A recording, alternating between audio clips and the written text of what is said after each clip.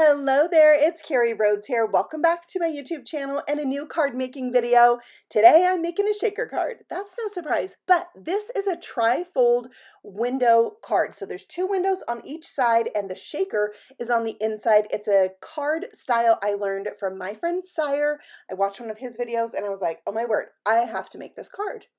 So today I'm going to be playing with this stamp set from the Sassy Club called Lasagna. I love these characters. I may or may not have had some stuffed animals of these when I was younger. It has some great sentiments. I'm going to use all the sentiments on my card today. And I'm using some grated cheese in my shaker. They're clay elements from Trinity Stamps. And I'm going to use these two pieces of paper for my card base. And then it's going to be a nice contrast with the yellows and reds and oranges. Okay, so here is my card base. It's 12 inches by 5.5 inches, scored at 4 inches and 8 inches. What I need to do is trim a little bit off of this panel so when I fold this up, I have room. It's going to close nicely. It's just about a 1/16 of an inch. You can play with yours, just slice off a little hair of paper there until it folds nicely. Okay, then let's press out those creased lines with a crease tool so that it lays nice and flat. Good key step to do. All right, now we need windows. So I'm going to take a nesting rectangular die set. I have these two over here on the left. So I just picked out one that I felt fit well. I didn't really measure it, but I wanted some nice big windows. So I'm going to tape that in place and cut out one side, and I'll need to repeat that and do the same thing on the other side. And then you have this big piece of scrap blue paper that we can use later. So next I'm going to use what I already cut as kind of a guide to where to cut my other one, because when I close this up, I want those two windows to line up. So I'm laying it underneath. I scooted it around till I got it where I wanted it, and there I have my two opposing windows with the center of the card being solid. And that is where the shaker is going to go. So we'll save those pieces for a whole nother project. I'm going to take the same rectangle I used and one a little bit bigger and create a frame to go around each of these. It's going to help the card be more sturdy, and it's going to really highlight those windows. And just like Sire did in his video, I'm going to create two for each window, one for the inside and one for the outside. So I taped my dies together so it was really easy to cut out 4 of them. All right, so then we just glue them in place. I like liquid glue because it's going to allow me to scoot this around if I need to do that. And when you're trying to precisely place something, it is really nice to have the liquid glue. So we'll do that on the inside right here. So this card, you're going to see all the surfaces because of how it is open. So it's nice to have that polished look on both sides of the window, but you do your card how you like it. That's totally an optional part of the project. Okay, for the inside, I took another 2 rectangles that will fit in that window to create a frame for my shaker. So we're working on the shaker now, and I have a white piece of cardstock. So this is the center of where I cut out those white frames, and I'm going to use that to create the background for my shaker. So I'm just stamping the little image that is the lasagna. I'm stamping it in clear ink on white paper, which did make it kind of hard to see where I'd already stamped it, but I want to do some emboss resist. So I'm going to put white embossing powder over the top of these images. I'm going to heat emboss it, so it's going to melt that powder. I also stamped on these forks in the openings, and I'm not sure what happened to the footage of me embossing this, but I did do it. And now I have those raised up shiny images that I can do ink blending over the top, and the white powder is going to resist the ink. Now some of it will kind of sit on top for a little bit, and then when you're all done you can wipe it with a paper towel and get that excess ink off of the embossing. But then I'm going to have this great kind of ombre-like background that goes from the red to yellow. So I did my red first, then my yellow, and then I'll come in and kind of marry the two together there in the center with the orange. And I actually did not use any ink pads. I just used the ink that was already on my brush. It was plenty for this small panel, and it worked great. Now I'm going to spritz the paper with some water. Also my mat. I like to use the excess ink on my mat for some splatter. So I did that, and it just, I don't know, adds to like that splattery, gooey effect that you get when you bake lasagna, and I liked how that looked. So there we have our background. It's a little bit bigger than my actual frame, so I'm going to take the largest die that I used to create that red frame and cut this piece so that it totally matches my, shaker frame. Then I'm doing glue to attach the window sheet to the back of that frame, and then once that's dry, I'm adding some foam strips around the edge, and this is going to create that reservoir that I need to hold in my cheese. But I don't actually finish the shaker right here and right now because I decided I want to put some of the lasagna stamped and colored on the inside of my shaker. So I decided then we might as well just stamp all the things that I want for this card. So I'm stamping the cat, the dog, the knife, the fork, and then lots of the lasagnas, lots of pieces of lasagna. So I'm just using black ink that is safe for alcohol markers, and I'm using this cardstock that Olo now sells that they recommend for coloring on with Olo markers, and I have to say I'm really loving it with my markers. All right, so I stamped out the lasagna as much as I could fit on there, so I have about 8 pieces, and then I just kind of played around with some colors. I decided to go with kind of a light yellow on top for cheese, and then there's the layers that are like the meat sauce. I did some red. I did 2 layers of red, so just like a basic red and then a darker color to kind of give that a shadow. And then I did some tan, light brown colors on the noodles because they're going to get, kind of stained from sauce and cheese and being baked. So that's the color combo that I went with that seemed right, but you could play around with this and just, use what you have, use the colors that you have for this. And I just continued and colored all of those in while I had the markers out, and then it was time to move on to our other critters. So here we have our dog with his tongue hanging out. I think that's so cute. I use the same exact reds on his tongue and the cat's tongue and on the handle of the knife, and just really helps tie everything together to repeat that same color.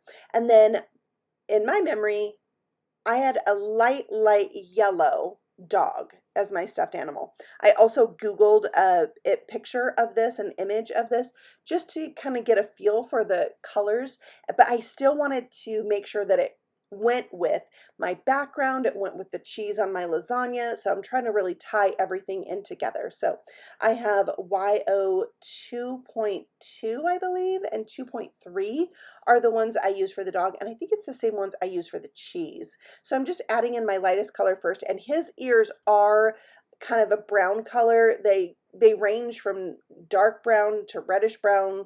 So you've got options with the ears, but there's also a little opening around the eyes on both the cat and the dog, and each of those I'm going to color the same color as like their body, and then I'll give them both a black nose, and then we'll do this little cutie's ears. So I have my OR 3.7 as kind of my lightest color, the base of the ears, but I will drop in some shadows with my OR 3.8 so you can really get some dimension between the 2 ears. And he's pretty easy to color, I feel. Pretty basic, it has that real cartoon look, so you could color it very simply, or you could really go to town depending on your coloring style. So I am coloring a second cat that I stamped because the first one I colored, I felt like my oranges were too reddish. It wasn't quite the right tone I was looking for, but sometimes you got to practice coloring an image to really figure out what you like and how you want to color it and where you want to put those shadows and those highlights. So I am going to keep the other one, but this one is going to work much better for the card I'm making today. So I have O 1.3 as the lightest color, which you see me putting in here. And I do find that I like to go between my 2 colors. So I laid down my darkest color first, I went in with my lightest color, and then I went back to my darker color, which was a 2.5, O 2.5, and I just did a second layer, and it really helped bring everything together. And then for the lighter parts, I did that OR 2.5, 2.2, and did the eyes, the like little muzzle, and then like the pads of his feet. And then I am doing a little bit of cool gray 0 to go around the edge of the eyes just to do a tiny bit of shadow and also clean up any of that light orange ink that made its way into the eyes. And then it's time for white highlights, which I absolutely love doing white highlights. Do you? I think it just brings everything to life and also can help you clean up any little mistakes as well. So this is a Jelly Roll pen size 10. It is my current favorite size to use. I did white highlights on all the things, including the lasagna, the fork, the knife, and the dog. So there they are. Then it's time to cut this out. Now, at the Sassy Club, they have some stamps that do have coordinating dies and some that do not. These do not, so I'm pulling out my scissors. I'm doing some fussy cutting. Another great option, if you're not into fussy cutting, you might already have like some type of electronic machine that will do the cutting for you, like a Brother Scan and Cut, a Cameo Silhouette, which I sometimes use for mine, but also I just felt, sometimes I feel like it's just easier to pull out the scissors. I don't want to pull out the mat, take a photo, do all the things. So I cut them out. It wasn't that bad. And now I can create my shaker. So I put 3 pieces of lasagna in the shaker and then that grated cheese. And then I'm going to add some liquid glue around this foam tape because I have defective foam tape. I got some that was not needed because, did you see that? Did you see what just happened? Yeah, I just wanted you to see real life. You're not alone. We all have these kinds of experiences. I dropped it. Anyways, my foam tape was some that the manufacturer had done without adhesive on the back. So I was able to get a bunch of this and just use it up. So I do put glue on the back of it, and that is why. All right, so there we have the shaker, the little lasagna pieces. So very cute. And if you were wondering where the pattern paper was going to come into play, it's now. I'm going to put it on the back solid panel of my card. I cut this to 3 7/8 by 5 1/8. So I have a little bit of border all the way around it, but also it's going to show around my shaker. So now what we want to do is close up this card, and that's going to help us really line up the shaker in the window. So I'm going to use a little magnet to hold that shut, and then I'll just glue this down so it's centered in that window. So I'll add my liquid glue. That way I can scoot it if I need to scoot it, which I do. I always scoot things because I have that option. I'm going to lay a heavy acrylic block on top of that, let it dry, and then I'm going to add more lasagna. I had like 8 pieces of the lasagna. So I'm going to use it all over. I mean, the name of this set is lasagna, so we might as well use it. So I added 2 pieces there. It just kind of plays in with that shaker feel to have 2 of them on the outside like that. All right, now I'm going to attach my characters to the front of this card, but I need foam tape so that these images are higher than the shaker. If I glued them right to the frame, they're not going to be high enough because that shaker actually sticks up out of the card. So that's why these have to have foam tape at the bottom. So I'm going to kind of arrange a little scene there, and then I'll attach it with foam tape. Next, it's time for sentiments. I love lasagna. I mean you, and love at first bite. Oh, it was love at first bite. Those are the 3 sentiments I'm doing. I stamped them with black ink. I'm embossing them with black powder so we get more of that orange and black vibe we have going on with our cat, and I really love it. Here's my tip with these sentiments. I trimmed it down with my paper trimmer, but then I use a long bladed scissor to cut these because then you only have to cut one time and it's pretty easy to get it fairly straight. And you know what? Most of the time I'm pretty happy with fairly straight. So I'm arranging the part that's going to go on top, which is another piece of the lasagna, one of my sentiments, and the knife and fork, and then I'm putting this on also with a piece of that foam tape. So we have that ready to go, and all of the foam tape you just want to make sure is only adhered to the actual card front. You don't want any of that foam tape hanging off. So we have that. Then we're going to put the other sentiment on that second window. So you're not going to see this until you open the card, and then you'll see it there on that second frame. So it says, "It was love at first bite." Isn't that cute? So that'll be revealed as you open the card. A new little something each time you open the card. But do you see the back of my images where you can see the back where it's colored? That really bothers me. I decided I tried to not let it bother me, but in the end, I'm going to take this card apart, do a little surgery and fix that because I really couldn't handle it. But first, I did the back of this card. So I stamped and colored and cut out another cat. I love this one. Like, it's just the top half of him. And so I put it right on the edge of my pattern paper. He's going to hold that very last piece of lasagna. And then the last sentiment from this set, I went ahead and stamped and embossed. And it says, "Have a delicious day." Isn't that fun? But now I need an embellishment, something that you're only going to see when you open the card fully, because we need one more little reveal. So that is going to be some red hearts. They're going to be flat, and so they're not going to interfere with any of the layers of this card. So I'm going to put one in each of the four corners there, and it really just adds to the feel, the vibe of this card with those hearts. And then I liked it so much on this blue plaid paper, which, by the way, this paper, I have to tell you, it's Lawn Fawn paper, and I found it in a pack, like the whole pack, only one piece was cut from the pack, at the thrift store.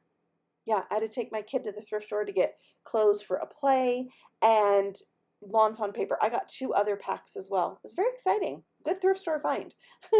So I added some hearts to the back because I loved it so much. So now, here's those images that go on the front. I was able to easily remove them. I was surprised how easily they came off. And then I'm going to glue these down to a piece of black cardstock. I'm going to create the scene right on this paper. I cut it to 4 inches so I know that it will fit the front of my card. And this is going to back them.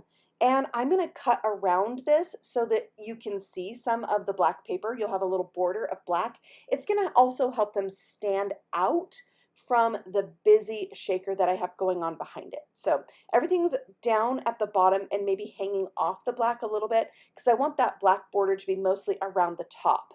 So I'm just going to fussy cut around this. It was kind of hard for me to see, and with the way that the white images I cut out on the black, you're going to see a lot of my cutting, and it's not perfect like a die would be, and you know what? That's okay. It's totally fine. So I put down my foam tape because remember this has to be popped up, and then my glue, and I just stuck my little scene down to that, and I really love how it turned out with the black border. You see how it helps it pop?